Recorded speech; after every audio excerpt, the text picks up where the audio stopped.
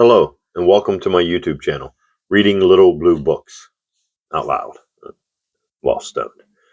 In this video, we're going to do part 4 of Little Blue Book number 51, titled Giordano Bruno, His Life and Martyrdom, written by Coulson Turnbull, copyright 1920s, usually 20 through 30. So this book is quite possibly 100 years old, and it's showing its age. They're very brittle. The paper was cheap then, and it doesn't stand the test of time nor the handling. Anyhow, we pick up at chapter 7, and chapter 7 is titled God and Nature. Do mic check. Yep. Okay. God and Nature. God is in every blade of grass, in every grain of sand, and in every atom that floats in the sunshine. Giordano Bruno. At first, says Bruno, we are doubtful and perplexed, but as we consider more profoundly the nature and substance of that in which we exist, unchanged, we shall find that there is no death either for us or any being, that nothing substantially decays, but that all things, flowing through infinite space, only change in appearance. And because all is subservient to the highest good, we ought not to believe or think otherwise than that as everything is from God, so everything is good, makes for good, and tends to good. That all is well, makes for well-being, and tends to happiness. Returning again to his idea of nature and God, we find him saying that God is the mind expressed in nature. He is the nature of all natures. So we can in no higher or worthier way worship him than by searching for the law which keeps, upholds, and reconstructs this universe and living in that law. In every organism, even in the smallest, is the world mind present, but in no one organism entirely. If a man places his limited ideas above or apart from the world idea, or if he subjugates to his own desires the welfare of the whole, then evil arises. On the other hand, when the will of the individual yields to the welfare of the whole, good follows. Every gain in the knowledge of natural law is, therefore, a moral deed or act, for it promotes the activity to conform with reason. Nature should guide our human reason, but not that our limited human reason should guide nature. We can better become acquainted with natural laws when we go to the very source of nature's elements, and these are the atoms, the monads, and the minute. In receiving the law of the minute and small, we cognize nature more fully, as the smallest thinkable is a mirror of the universe. Bruno does not claim his method of philosophy. His method of philosophy is to be infallible. He who would try to persuade that there is but one way to obtain knowledge of nature is a haughty, ambitious, and envious fellow, and only a fool or person without judgment could lay claim to possess it alone. There is not a philosophy which has not some good of its own which may be found in others. He evidently is opposed to skepticism, for he believes in the possibility of being able to recognize all things, since the organism of human intellect runs parallel to the organization of the intellect of the all. The foundation of all scientific knowledge is evidence. Search for evidence. Bruno would recall those who have turned from the mirror of nature and closed their ears to the common mother all for the purpose of pursuing a few foolish pranks of thought. For things have not come about by mere accident, but through the determinizing mind. From a contemplative and speculative mind, the inner may be judged by the outer appearance. The aim of all research should be to strive and discover from motion and diversity rest and unity, and that is found by means of mind activity which serves the inner and the most deep. He never lets an opportunity pass without giving loud praise to experience as the proof of all scientific knowledge. Why should we rest upon idle fantasies, when we can be instructed where experience itself instructs us. Let us see how capable we can become through application, in experimenting, in comparing, dividing, in compounding, and in observation. Do we not often experience, when we have a certain aim in view, a very much nobler goal than the one at which we had aimed? How frequently it has happened to the alchemist that he has found something vastly better than the searched for gold.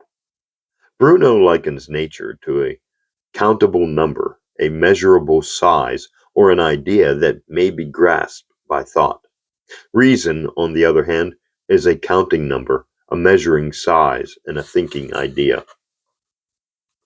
Since nature acts according to the law of necessity, she never errs, and if at times she were not to create monstrosities, she would err. From the same necessity it follows that every accident is excluded from the working of nature. She acts like an artist and is herself source and substance of all art.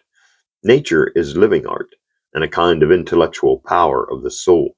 It has been justly said that the work of nature is the work of intelligence, the sum total of all intelligence. She is in possession of all activities. Nature can, within her boundaries, make all from all, just as the intellect is capable of recognizing all from all. Nature is the expression of truth, for truth is only the law of reason observed in all things. Truth is not alone physical, but it is in itself the creating life force and nature. Nature is the greatest demonstrator of profoundest secrets, for in her visible forms we see the reasonableness of ideas. Oh, reasonableness of ideas.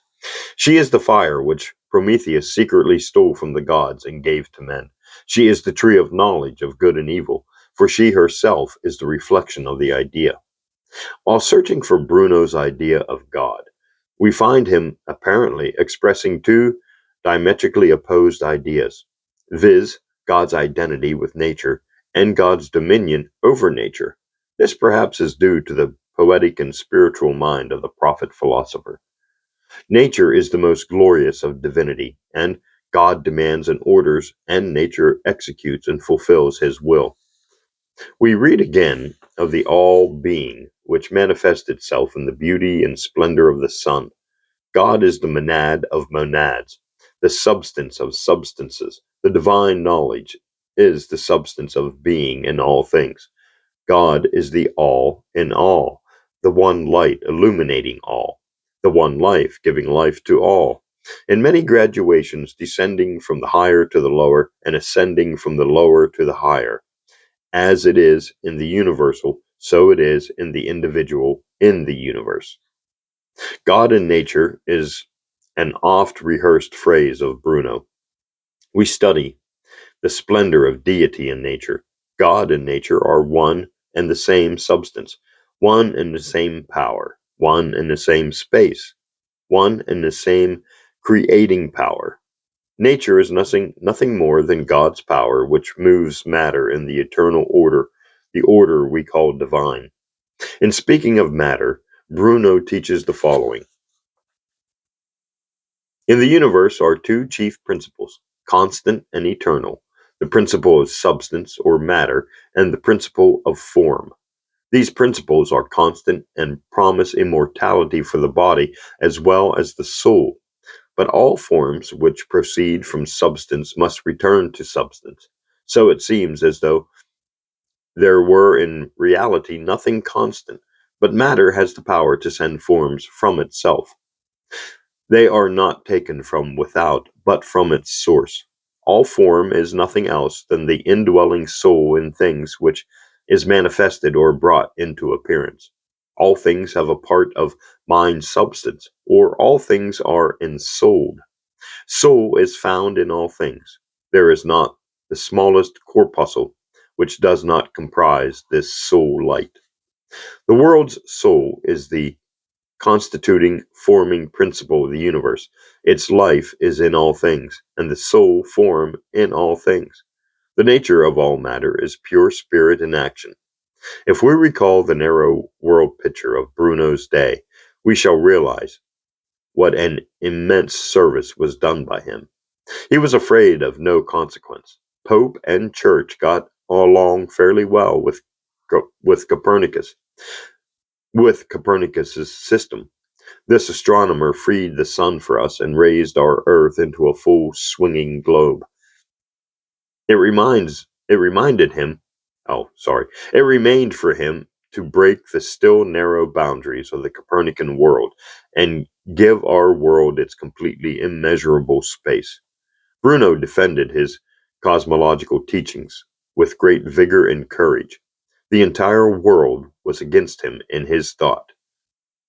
Copernicus had taught the Aristotelian infinity of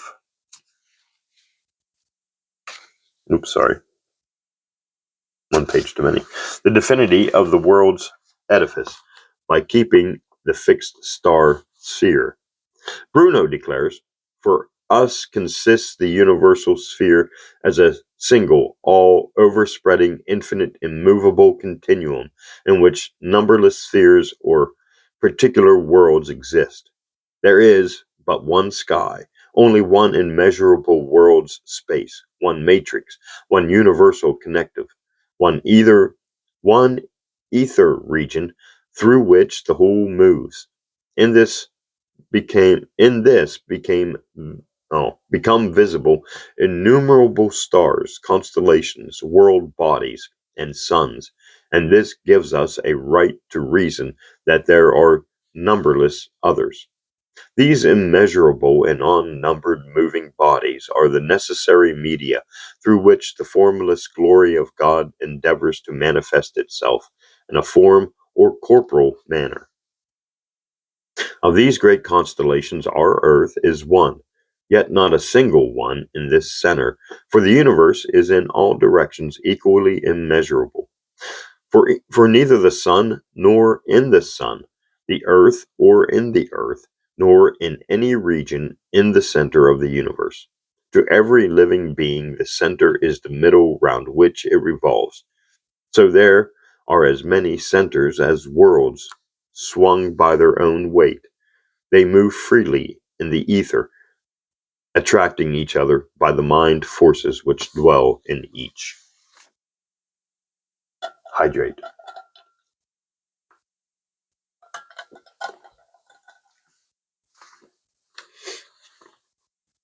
The Earth and all other constellations have their own life principles, which is none other than their own soul, which again is but a part of the world soul. This creating world soul finds infinite delight in propagating the infinitely graded forms of life. The object of those diverse expressions is to delight the mind and call into manifestation an infinite number of ideas to make true the world of reason. For where there are variety and diversity, there are also gradation, order, system, harmony, and concord, and in the harmony of the opposites rests the beauty of the whole. Of course, there is harmony of parts only in beholding the whole. Even the thinkable smallest has in the universe the highest destiny, viz., the task of subjugating itself as a part of the whole, that the whole may harmoniously balance and unite. Nothing in the universe is so small that it cannot add something to the keeping and perfecting of the highest. There is no evil for anybody or anything which is not a good for somebody. To one who always considers the whole, nothing is hideous or evil, nothing inharmonious in its diversity. To see the perfect depends on how well we hold the contrast in check. Nature is like a music master, harmonizing higher and lower tones in a magnificent symphony. The world harmony can never pass away, no more than the eternal can perish. It is to Bruno we give credit for having discovered the rotation of the sun on its own axis. He was not afraid to proclaim that all constellations beyond the orbits of Saturn, Uranus and Neptune not having then been discovered, were suns, each having a separate system. These suns are called fixed stars because they seem motionless and retain their relative position in the heavens, but in reality they have their own motions. In claiming this discovery, Bruno rejoiced greatly, as later in his day the truth was verified by the calculations of astronomers. In speaking of comets, he claimed they are a special species of planets, differing only from the real planets, and that they seldom appear, because their path is in an opposite direction to our vision and the sun. His speculations in astronomy have been more than once verified. Bruno claimed that all the planets of our system were not yet discovered. Bruno seems to have anticipated the unit development of all organic beings, or the doctrine of evolution as taught by Darwin. Matter is in a constant state of fleet. No body is today what it was yesterday. This motion is nothing more than the outer appearance of the soul in all things. In all things, even the smallest. In an indwelling soul is an indwelling soul, which gives it power of thinking and sensation and the desire to strive and maintain that which is most useful to it and to the whole. This all-penetrating ensouled intelligence appears in lower organisms as blind or sleeping, next showing more of its natural characteristics as in the animal. The third step in graduation is seen in the inborn reason manifesting itself in an organic mold, all of which seems to point to a scale of evolution in Bruno's doctrine of development. Speaking of art, our philosopher returns to nature, claiming her to be the substance and source of all arts. Nature herself is a living art and a living power of the soul. Art is the imitator of nature. It follows her footprints. The aim of art is to express the beautiful, and the beautiful is on scene in the harmony of opportune opposites. Okay. And the beautiful is seen in the harmony of opposites. In the world of forms, if the world of forms were similar, it would never have been beautiful. It is in the variety that we have beauty. In nature's contrast, have we action, reaction, motion, and differentiation, order, harmony, and beauty, thus pleasing the poet, the philosopher, and the painter. And that is the end of Little Blue Book number 51, titled Giordano Bruno, The Story of His Life and Martyrdom, written by Coulson Turnbull, copyright 1920s. Thanks for listening, and join me in the next Little Blue Book.